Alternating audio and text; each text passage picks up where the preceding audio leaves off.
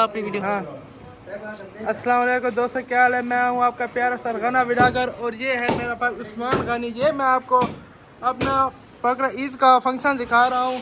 और ये है मेरा कज़न, ये मेरा भतीजा है, ये मेरा छोटा भाई है और ये है मोहम्मद सुबहान माई स्वीट हार्ट।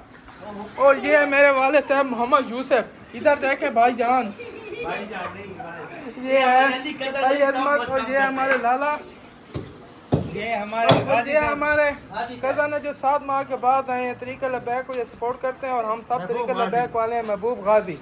और ये है मेरा मामू जमील, ये है मोहम्मद आरिफ। और ये बकरीद का शुगल मैं आपको दिखा रहा हूँ सारा। माशाल्लाह हमने खूब इंजॉय किया। एक बछड़ा लिया था 2,10,000 रुपए का और 2 हमने ले लिया, वो हम कल ज़िबा करेंगे, कल के लिए रखे हुए हैं माशाल्लाह कल ज़िबा करेंगे ना।